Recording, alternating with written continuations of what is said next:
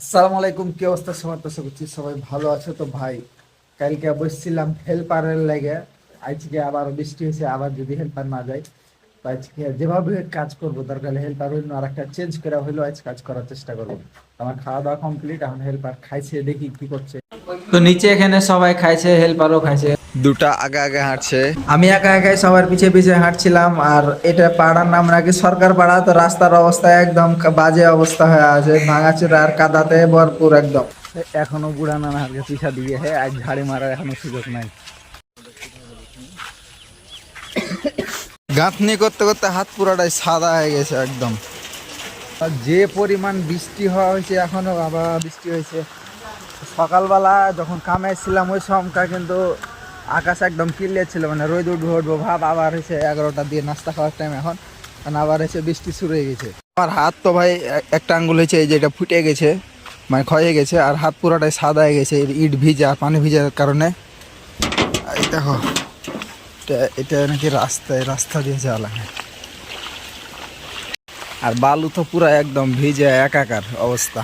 আর ইট তো ভিজতে হয়, ইটের কোনো ভিজার কমতি নাই।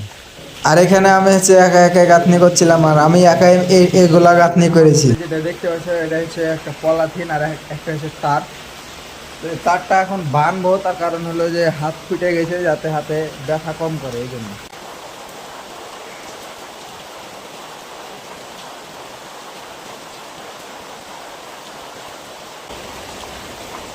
তো এখন প্রায় প্রতিনিয়তই বৃষ্টি হয়েছে, আর বৃষ্টির মাঝে কাম করছি ভিজে ভিজে, গেঞ্জি ভিজে গেছে অলরেডি।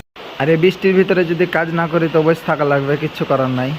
এমন বৃষ্টি হওয়া হয়েছে যে সামনে আর হচ্ছে বিল্ডিং এর আশপাশে পুরাটাতেই একদম বৃষ্টি জমে গেছে আর কি। তো এই জায়গাতে আমার টাকার দরকার ছিল দুইটা, তো একটা পেয়েছি, এই জন্য আর কি ভাবে কাম করছি। তো ভাবনা চিন্তা করে কোনো লাভ নাই, গেলে চলে যেতে হবে, না গেলে বেশ থাকতে হবে।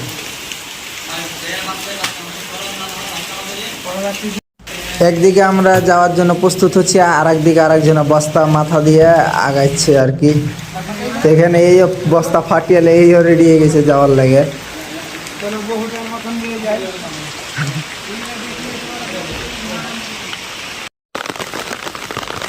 হাই রে, রাজমিস্ত্রির কাম রে, আজ যে কত কষ্ট করাবে রে সালা।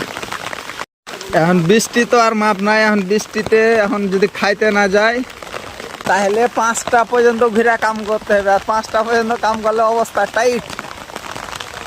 এরকম একটু সুযোগও পাওয়া যাবে না যে হয়তো 3 ঘন্টা করলো 1 ঘন্টা ছাড় পাবো, এরকম কোনো সুযোগ নাই। এখন ভিজা ভিজা করলে করো, না করলে যে একবেলা বাদ। আর এর ভিতরে ভিজে না এরকম কোনো লোক আছে? আর এখানে আমার মানি ব্যাগটা ওদেরকে দিছিলাম যাতে পলিথিনের ভিতরে রাখে, আর নাহলে আমার শরীরে যত গালা পানি পড়ছে এই পানি গালা সব আমার টাকাতে যায়। টাকা তো বেশি নাই, যে কয় টাকা আছে ওই টাকার উপরে যায় সব, মানে ভিজে একবারে উতাল পাতাল হয়ে যাবে। 1টা ঘন্টা এখন খাইতে যাবো, লাগে দুবার ভিজতে হবে, আবার দুবার পোশাক চেঞ্জ করতে হবে। এত কষ্টের জীবন কার আছে রে দুনিয়াতে রে? আর এই জায়গাতে ওদের হাঁটার স্টাইলটা একবার দেখো, পানি তো মনে হচ্ছে মাথার উপর দেওয়া যাবে। তো আমাদের বৃষ্টির জন্য অবস্থা পুরাই খারাপ। 1টা ঘন্টা লাগে, না পাচ্ছে দিকে না পাচ্ছে দিকে, মানে যদি খাইতে না যায় তাহলে তো অবস্থা খারাপ, খাইতে আর পাবো না। আমাকে দেখা যাচ্ছে কিনা আমি তাও জানি না। আমাকে যদিও প্রোটেক্ট করতে পারে না এইটা কাগজটা, তবে আমার মাথার ফোন দুটাকে সুন্দর মতন ঢেকে রেখেছিল, তো এটাকে আর কি করা দরকার, ফেলে দিলাম। আমার অবস্থা দেখে, এখন ভিজার পরে তোমার অভিজ্ঞতাটা কি সেটা আগে বলো। আমার অভিজ্ঞতা এই যে এত বৃষ্টি, তারপরে কন্ট্রাক্টরের জি ভরাইতে পারছি না, এটাই আমার অভিযোগ। এখন আনতে এসেছিলাম প্যান্ট, খাওয়া দাওয়া করলাম দুপুরে। আর এখন এখানে বসে না থাকে, যা বসবো হচ্ছে বিল্ডিং এ।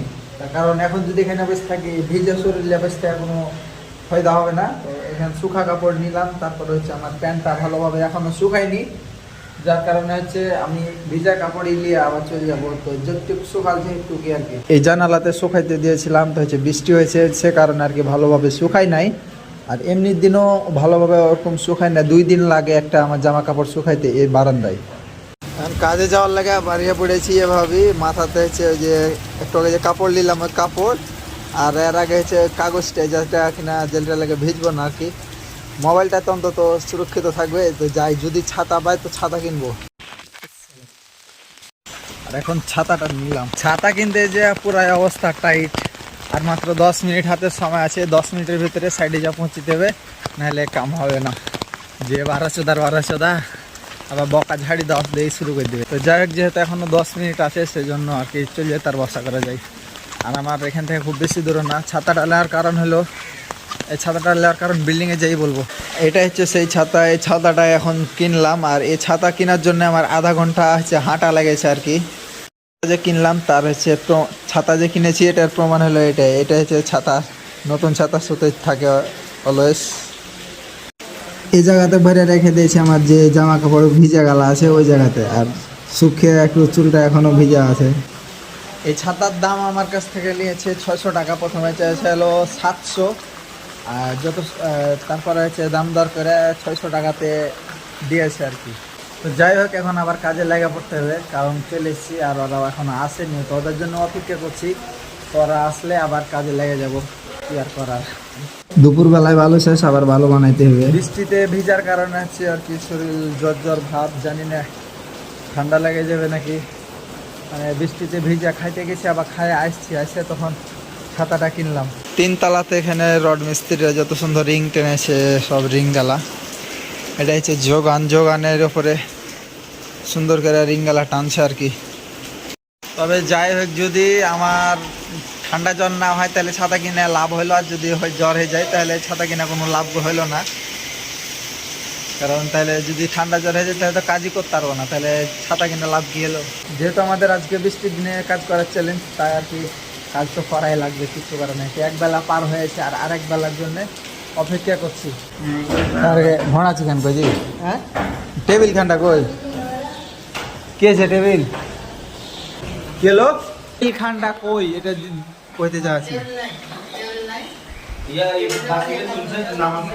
এখন হচ্ছে এটা আর এটা, এই 2টা গাঁথনি করবো। এই 2টা গাঁথনি করার লাগে এখানে মাচা দিব। মাচা দেওয়ার লাগে একটা বাঁশ দেওয়া হয়ে গেছে, এখন মাচা দেওয়ার বাকি প্রসেসখানি করতে হবে। এখন হচ্ছে এটা মাচা দিয়ে গাঁথনি করছি অলরেডি, গাঁথনি অলরেডি শুরু হয়ে গেছে। তো ওইটা কিন্তু গাঁথনি আমার অলরেডি কমপ্লিট, ওটা গাঁথনি করা শেষ। ওটা 7 ফুট পর্যন্ত উঠা হয়ে গেছে, আর এইটা শুধুমাত্র এখন উঠাইতে হবে। আর 4 লাইন মেবি আছে, 4 লাইন বা 5 লাইন এর রডের নিচ পর্যন্ত, তাইলে এটাও গাঁথনি শেষ। তো আমি করছি ভিডিও কাজের মাঝে ফাঁকে ফাঁকে, আর আমার হেল্পারে একটা নতুন হেল্পার দেখে তো কইছে যে এত ভিডিও করছো কেন। এখন চলে যাচ্ছি রুমে, আর আমাদের কাজ শেষ হয়ে গেছে অলরেডি। তো সবাই মিলে একসাথেই যাচ্ছি, আর সামনে আমাদের এখানে কন্ট্রাক্টর আছে। তো আমাদের সামনে যেটা আছে এটা হলো আমাদের কন্ট্রাক্টর। সব লাস্ট ফিনিশিং গাইস, মুড়ি মাখা। এই মুড়ি মাখাটা এই জন্য খাচ্ছি যাতে পেটটা ভর্তি হয়, আর হচ্ছে মানে খিদাটা মিটে যায়, আর খরচটা কম হয়। সালা 50 টাকা 100 টাকা খাইলাও মনে হয়েছে কিছুই হয় না, তো তার থেকে এটা খাইলে আর কি খিদাটা মিটে যায়, এই জন্য আর কি এটা খাওয়া। তো আজকের ভিডিওটা এ পর্যন্তই।